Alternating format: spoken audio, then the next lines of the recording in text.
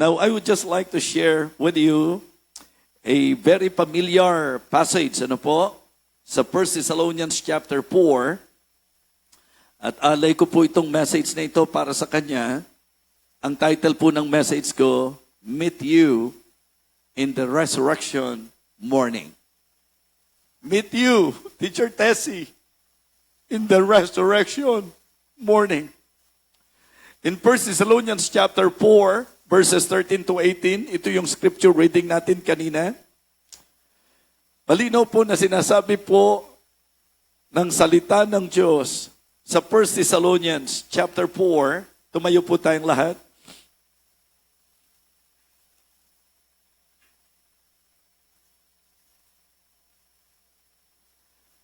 Beginning verse number 13, But I would not have you to be ignorant, brethren, concerning them which are asleep, that ye sorrow not, even as others which have no hope. For if we believe that Jesus died and rose again, even so them also which sleep in Jesus will God bring with him. For this we say unto you by the word of the Lord, that we which are alive and remain unto the coming of the Lord shall not prevent them which are asleep. For the Lord himself shall descend from heaven with a shout, with the voice of the archangel, and with the trump of God. And the dead in Christ shall rise first. Then we which are alive and remain shall be caught up together with them in the clouds to meet the Lord in the air. And so shall we ever be with the Lord. Wherefore comfort one another with his words. Pagpalain po ang pagbasa ng salita ng Diyos. You may now be seated. Meet you in the resurrection morning. This passage is about the message of comfort of the Apostle Paul to the bereaved believers doon po sa Thessalonians, sa Thessalonica. Isinulat po niya ito sa kanyang layunin na bigyang kaaliwan po ang mga mananampalataya na namatayan. Mga mananampalataya na ang mahal nila sa buhay ay nawala. And I believe, mga kapatid, napakalaking bagay sa ating mga naulila ni Teacher Tessie na tayo po ay mabigyang kaaliwan sa katotohanan ng mensaheng ito. Mga kapatid, mga minamahal, sa usapang anak ng Diyos, ang kamatayan po ay hindi pamamaalam ng hanggang walang hanggan. Alam po natin na ito'y pansamantalang pamamaalam.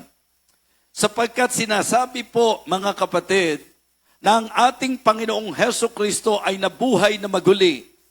At tayo bilang mga mananampalataya, meron tayong blessed hope. Ito po yung pagbabalik ng Panginoon. At niliwanag po doon na sa pagbabalik ng Panginoon, ang unang mangyayari po ay ang pagkabuhay na maguli ng mga namatay na Kristiyano. Isinulat po ito ni Apostol Pablo to give comfort sa mga grieving believers at pinapaalala po sa kanila na ang pinakamainam ayon sa naging programa ng Diyos ay magaganap sa pagkabuhay na maguli. Mga kapatid, mga minamahal, nawala po si Teacher Tessie. Pero naniniwala ako na muli natin siyang makikita. Muli po natin siyang makakasama. Ang sabi po ng verse number 14, For if we believe that Jesus died and rose again, even so them also which sleep in Jesus will God bring with him. Here we can see the promise of the resurrection morning. Ang pangako po ng muling pagkabuhay na maguli. Mga kapatid, sa John chapter 14 verse number 19, maaalala po natin na sinabi ng Panginoon, Because I live, ye shall live also. Kaya ang usapang pangakong ito, number 1, is certain. A certain promise, mga kapatid. Hindi po baka sakali, hindi po baka mangyari, kundi ito po'y ipinangako at ang pangako ay tiyak na mangyayari. Mga kapatid, namatay man si Teacher Tessie, but one day, ayon sa pangako ng Diyos, siya po'y tiyak na mabubuhay na maguli. A certain promise. A comforting promise. Ito'y pangako na po pwede natin pagkunan. ng tinatawag na kaaliwan. Kaya nga ang ginamit na salita, wherefore comfort one another with His words. Doon po sa unang binasa nating talata, ang sabi po ni Apostle Paul, mga kapatid, but I would not have you to be ignorant, brethren, concerning them which are asleep, that ye sorrow not, even as others which have no hope. It is a very comforting statement, mga kapatid. Dahil Kristiyano po tayo, yung kalungkutan natin, hindi katulad ng kalungkutan ng mga namatay na walang pag-asa. Yes, I want all of you to realize that, na ang namamatay sa mundo, dalawang klase po. Yung mga namamatay na mapapahamak at yung mga namamatay na napapasapiling ng Panginoon. Amen? At yan po ang eksaktong sinabi po ni Apostle Paul. And willing rather to be absent from the body and to be present with the Lord. You know, bago po ang kamatayan ni Teacher Tessie, ilang beses po yan, and in fact, itinanong ko po yan kay Pastor Orson. Kasi, nung pong mga 2 weeks ago, nung nagsimulang nakarana siya, siguro sa tindi rin po talaga ng init, nahihirapan siyang huminga. And then, isang pagkakataon, nasa speaking engagement ako, tinawagan ako ni Pastor Orson na, Bishop, pwede po bang magamit po yung sasakyan? Sabi ko, bakit? Kasi po, si Teacher Tessie, si Tessie po, kailangan dalhin sa ospital. Parang ang napagsabihan ko pa siya, Pastor, hindi mo na kailangang ipagpaalam sa akin, lalo na kung emergency. Dahil kapamilya kayo, you can use yung sasakyan, lalo na kapag ganun ang sitwasyon. So kasi natural lang na nagsasaalang-alang pa rin po sila, pero ang problema, sabi ko sa kanya, kung ako ay nagpipreach at nasa emergency yung sitwasyon, medyo magiging mahirap. Kaya magkaintindihan na tayo. Anytime na kailangan, gamitin mo ang sasakyan, nahandyan ang susi, dalhin si Teacher Tessie sa ospital. And for how many times nangyari po yan? Nahirapan siyang huminga, pupunta po siya, chine-check up siya, maayos naman. Kaya pababalikin po siya. Halos nakalimang balik po siya sa hospital. Sabi ko, Pastor, hindi ba po pwedeng i-confine siya? Hindi ba po pwedeng i-admit siya? Dahil mahirap yung ganyang sitwasyon. Dahil hindi katabi natin ang hospital. And then, nung ika-5 o ika-6 na pagkakataon po, dinala po siya sa hospital at doon sa time na yon, sinabi na ng doktor na kailangan niyang magstay. Pero para kay Teacher Tessie, ang naging problema niya, hindi yung breathing. Ang naging problema niya, hindi yung difficulty sa paghinga. Kundi dahil nga po, hindi siya kumakain, tapos ang lalakas po ng iniinom na antibiotic, so kaya ang talagang epekto nito sa kanya pong sikmura o tiyan. At yun po yung idinadaing niya that time. Pero alam niyo po, that morning, iba na yung nararamdaman ko. Sabi ko kila Sister Chari, sabi ko, parang hirap na hirap akong makita si Teacher Tessie. Kasi kinakausap ko po siya, hindi na siya makasagot ng katulad nung normal na conversation po namin. So, meaning, iba ang sitwasyon niya kumpara sa mga usual time na kami po ay nag-uusap. And then, may na-notice din po sila Sister Chari. And then, yung pong same day na yon, ako po ay speaker sa anniversary po ng People's Baptist Church sa Palit. Nasa Macabebe, Pampanga po kami. And then, dahil nga po, hindi para maging on po ang aking cellphone, so, around 6:30, tumatawag na po sila. Pero hindi po nila ako makontak, kaya yung pong pinaka-host, si Pastor June Milan, ang kanyang nakontak. At yun na po. Medyo hindi para makausap ng maayos si Sister Chari sapagkat iyak na po siya ng iyak. Sapagkat kinakausap po nila, hindi na po nagre-respond. Si Pastor Orson, of course, medyo mabigat sa kanyang kalagayan yan. So dinala na po siya sa hospital at yun po ang nangyari. Na talagang mga ilang oras lang po, declared na po, nawala na po si Teacher Tessie. So sabi ko, Pastor, pakatatag ka, pakatibay ka, kasi naalala ko nung na-aksidente sila. Alam niyo po ba nung na-aksidente sila, 22 years ago, Alam nyo, kami po ni Pastor Orson, galing kami sa gawain po noon. And then nadaanan po namin sa kalsada, yung pong nagkakagulong mga tao na may sasakyan po doon na yun po yung nakasagasa. At alam nyo po, yung sasakyan niya wrecked. At ang tanging pagkakakilanlan sa naaksidente, yung pong Children's Bible. Kaya kumbaga, nung nadaanan po namin yon, hindi naman po namin napansin right away. Pero nung dumating doon kami sa bahay, may somebody na tumatawag po, tinatanong kung nandito po, nasa bahay po ba si Teacher Tessie, that time, medyo kumabog na po yung dibdib namin. Kasi wala siya sa bahay.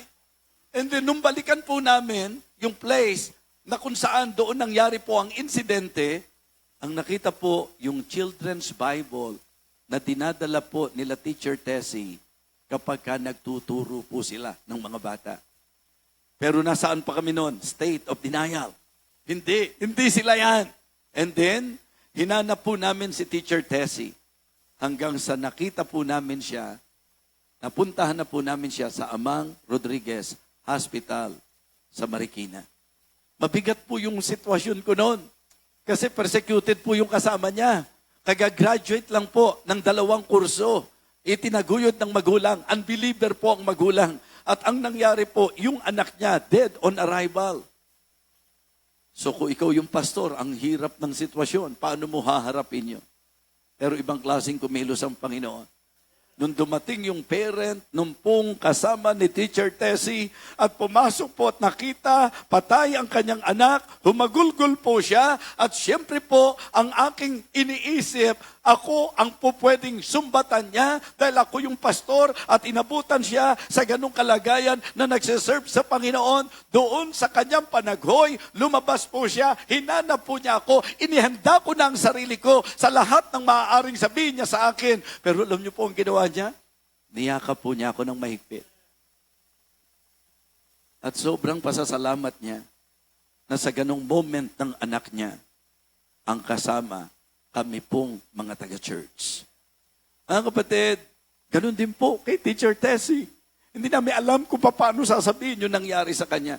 Yun ang naramdaman ko po nung time na sinabi po sa akin na talagang mukhang hindi na nagre-respond si Teacher Tessie. Mga kapatid, sinasabi ko sa inyo, wala pong normal na tao na hindi po malulungkot kapag ka po pumanaw ang mahal sa buhay. Pero ang pinapaalala po ni Pablo, huwag tayong malungkot na kagaya ng kalungkutan ng mga walang pag-asa. Naniniwala tayo na bilang Kristiyano ang mawala sa katawang ito'y mapasapiling ng Panginoon. At alam ko po na naniniwala tayo na si Teacher Tessie, opo, wala na sa piling natin, pero siya po'y nasa piling ng Panginoon. Yun po ang comfort, meron po tayo. At ang comforting promise, resurrection. Ibabangon siyang muli ng Panginoon. And it is also a Christ-centered promise. Dahil niliwanag po kung paanong si Jesus Christ ay nabuhay na maguli, gayon din, bubuhayin pong kasama ang ating pong mga mahal sa buhay na namatay. Mga kapatid, ang pag-asa po natin ay nakatatag sa ating pong nabuhay na mag-uling tagapagligtas. Amen? Mga kapatid, our hope is founded upon the risen Savior. At alam po natin na ang claim ni Jesus Christ, I am the resurrection and the life. Kaya mga kapatid, ang usapan po ng resurrection ay nakasentro sa ating Panginoong Heso Kristo. So number 1, the promise of the resurrection morning. And then second, the participants in the resurrection morning. Ang pagkabuhay na maguli na pinag-uusapan natin, lalo na sa konteksto ng pagkabuhay para sa kalwalatian, ito po ay para sa mga Kristiyano. Amen?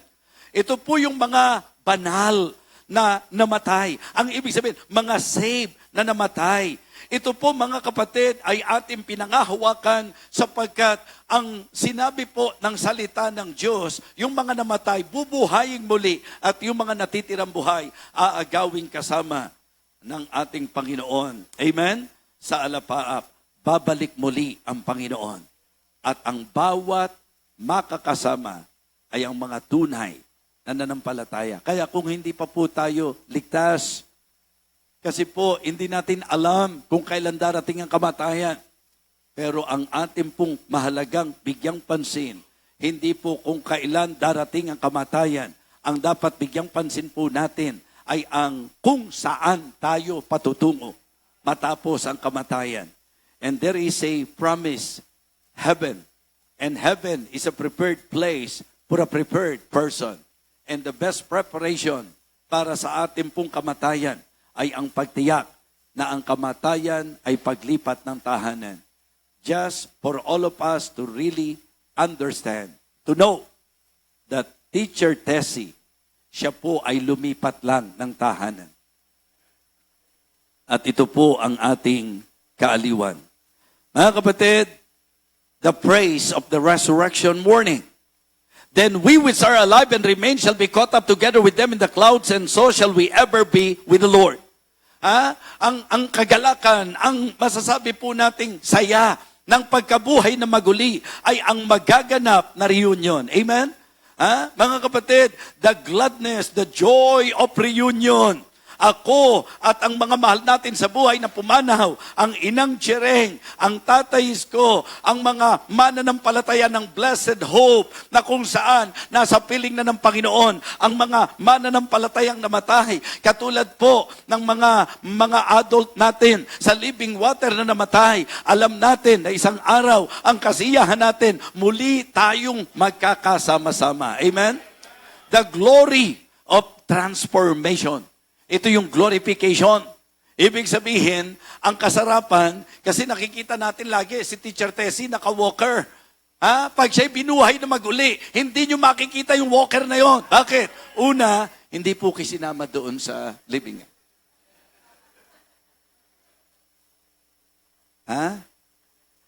Iniwan niyang souvenir yon kay Pastor Orson. Hindi na niya kakailanganin ang walker. At hindi nyo makikita na nakalaylay yung kanyang paa. Mga kapatid, pagka po tayo ay ibinangong muli ng Panginoon, iyan po'y pagbabangong muli sa kalwalatian, na ang katawang may kasiraan ay papalitan ng walang kasiraan. Yan po ang tinatawag nating glorified body. Mga kapatid, there is gladness doon po sa mangyayaring reunion, and there is glorification sa mangyayaring resurrection. Amen? Yes, magiging malwalhati ang ating mga katawan. Kaya ngayong gabing ito, para sa akin po, it is good to somehow be comforted ng mensahe po ng muling pagkabuhay ng mga Kristiyanong namatay. Mga kapatid, we will surely meet Teacher Tessie in the resurrection morning. At ngayong sandaling ito, tiyakin po natin na kung tayo po ang malalagay sa katayuan ni Teacher Tessie, na tayo po ay mamamatay, make sure na katulad ng assurance mayroon si Pablo, na ang mawala sa katawang ito ay mapasapiling ng Panginoon. Ate Julie at sa kabuuan ng inyong pamilya, si Teacher Tessie ay nasa makapangyarihang kamay. Diba natutuwa kayo? Diba panatag kayo? Kasi nasa puder namin si Teacher Tessie. Alam niyong inalagaan namin siya. Alam niyong tinuring namin siyang pamilya. Alam niyong niyakap namin siya. Doon pa lang, nung nakatira sa amin yan, masayang-masaya na kayo. Hindi may kukumpara yung saya ng tirahan ni Teacher Tessie ngayon. Si Teacher Tessie ay nasa piling na ng Panginoon. Kaya nawa, ang mensaheng ito ay nagdulot ng kaaliwan sa bawat isa sa atin. Let us pray. Dakilang Diyos, salamat po. Salamat po sa paalala ng mensaheng ito.